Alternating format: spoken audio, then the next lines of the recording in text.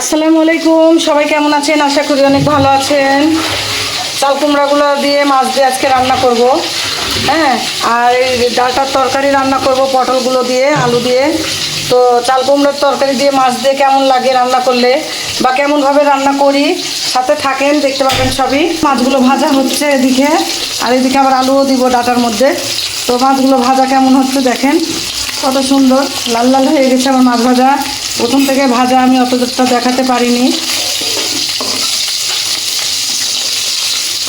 এই যে এখন এই কড়াই চাপাই দিয়েছি, এইদিকে এইদিকে ডাঁটার তরকারিটা রান্না করে নিই। মাছটা আমার ভাজা হয়ে গেছে।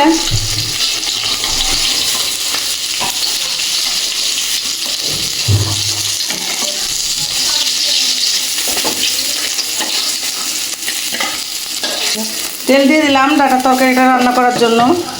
তো এদিকে মাছগুলো আবার দিয়ে দিব একটা একটা করে।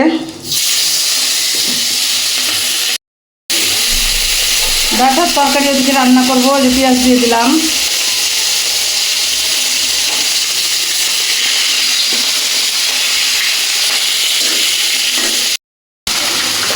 পেঁয়াজটা আমার লাল লাল করে ভেজে নিয়েছি। এখন আমি অল্প করে পানি দেবো, মশলা দিয়ে দিয়েছি, আদা রসুন বাটা, অল্প করে পানি দিয়ে দিলাম। এখন মরিচের গুঁড়া, হলুদের গুঁড়াগুলোও দিয়ে দিব। মরিচের গুঁড়া আমি দিয়ে দিলাম, স্বাদ মতো লবণও দিয়ে দিলাম।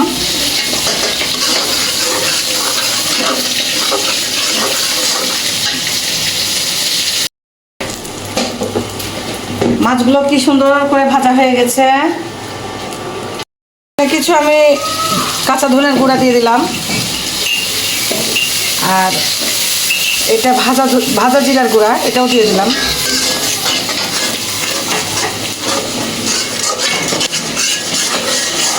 তরকারি সবজি সবজি হলেও যদি একটু ভালো করে রান্না করা যায় তো অনেক টেস্টি হয় বা স্বাদ হয়, ভালো লাগে খেতে। মশলাটা আমার কষানো হয়ে গেছে, এইদিকে মাছ রান্না করব। পটলগুলো দিয়ে দিলাম, আলুও দিয়ে দিলাম।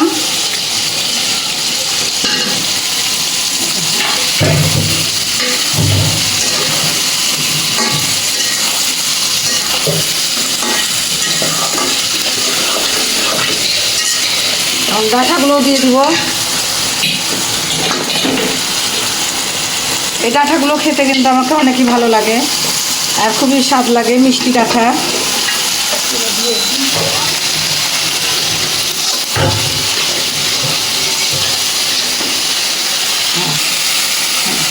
অল্প একটু পানি দিয়ে দিলাম, এখন আমি ঢাকনা দিয়ে ঢেকে দিব।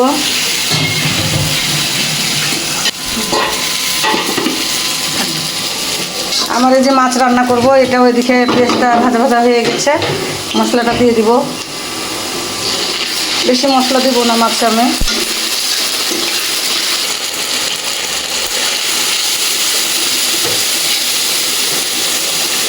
ধনের গুঁড়া দিলাম, জিরার গুঁড়াটাও দিয়ে দিলাম, হলুদ আর একটু দিয়ে দিলাম, লবণ দিয়ে দেবো স্বাদ মতো। লবণটাও দিয়ে দিলাম স্বাদ মতো।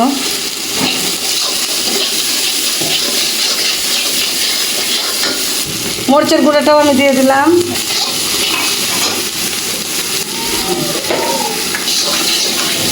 মশলাতে অল্প করে একটু পানি দিয়ে দিব।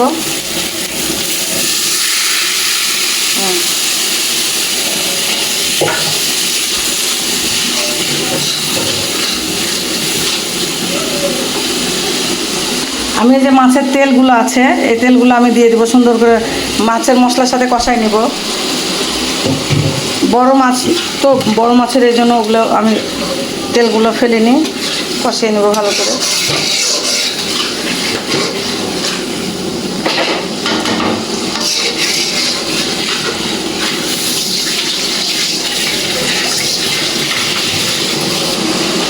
দিয়ে দিব চাল কুমড়োগুলো, এখন দিয়ে ভালো করে কষাই নিব। আলুগুলোও দিয়ে দিব।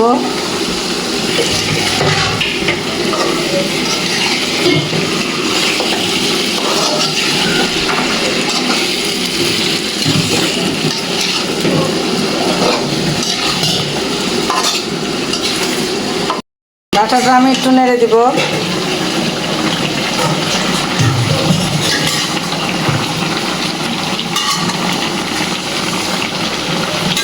আমার চিংড়ি মাছ খাওয়া নিষেধ, এই জন্য আমি চিংড়ি মাছ দিইনি। চিংড়ি মাছ দিলে কিন্তু এই তরকারিটার স্বাদ অনেক অনেক বেড়ে যাবে, আর খেতেও কিন্তু অনেক সুস্বাদু হবে। কিন্তু দুঃখের বিষয় যে আমার অ্যালার্জির জন্য আমি চিংড়ি মাছ খেতেও পারি না। কোনো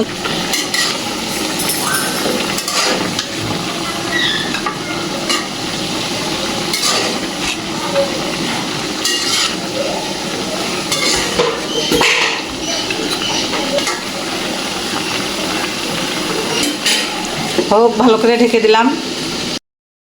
ডাঁটাটা কষানো হয়ে গেছে আমার। এখন আমি পানি দিয়ে দিব অল্প করে। আর ডাঁটাগুলো খুবই ভালো, ডাঁটাগুলো সিদ্ধ মানে কষাতে কষাতে গলে গেছে।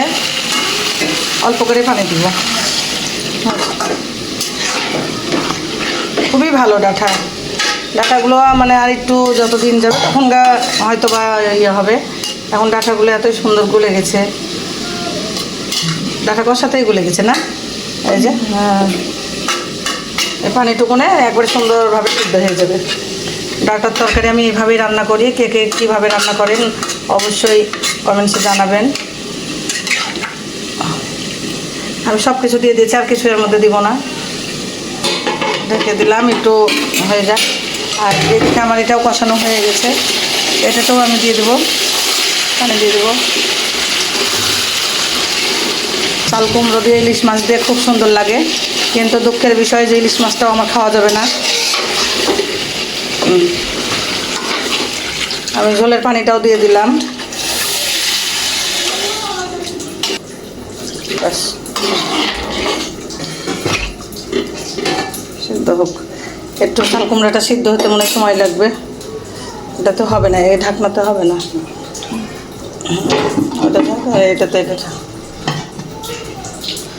এটা বলক আসলে তারপরে মাছ দিব।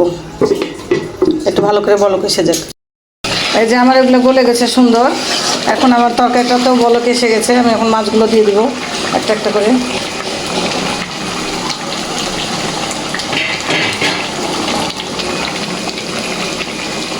একটা ভাজা মাছ আবার রেখে দিয়েছি, ভাজা মাছ খাবে এই জন্য।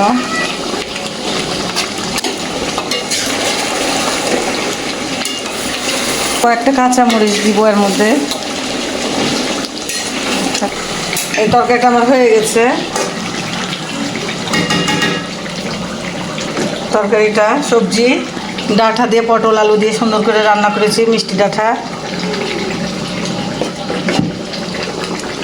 এদিকে কয়টা কাঁচামরিচ দিয়ে দিব, কয়েকটা কাঁচামরিচ দিয়ে দিলাম উপর দিয়ে।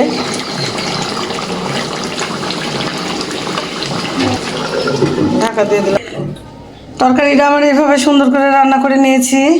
এই তো চাল কুমড়ো দিয়ে আলু দিয়ে মাছ দিয়ে রুই মাছ। কেমন হয়েছে তরকারিটা? আসলেই সুন্দর হয়েছে, কিন্তু দেখতেও ভালো লাগছে, খেতে অবশ্যই ভালো লাগবে। কেমন হয়েছে আপুরা কমেন্টসে জানাবেন, আর লাইক কমেন্টস করবেন, সাবস্ক্রাইব করে রাখবেন যারা নতুন দেখবেন। এই যে তরকারিটা আমার কাছে কিন্তু অনেক সুন্দর হয়েছে, তরকারিটা দেখতে লাগছে। এই যে আর চাল কুমড়োগুলো কী বলবো, একবারে লাউয়ের মতো হয়ে গেছে, গলে একবারে গলে হালুয়া হয়ে গেছে সুন্দর। তরকারিটা খুবই মজা হবে। আপুরা তরকারি যদি এইভাবে রান্না করেন অবশ্যই ভালো লাগবে খেতে। ডাঁটার তরকারিটা আমি দেখালামই যে ডাঁটাটা কত সুন্দর হয়েছে। আর যে যেখানেই ভালো থাকবেন, সুস্থ থাকবেন। আর আমার নতুন নতুন ভিডিও পেতে গেলে অবশ্যই লাইক কমেন্ট করে রাখবেন। আর সবাই ভালো থাকবেন। আল্লাহ হাফিজ।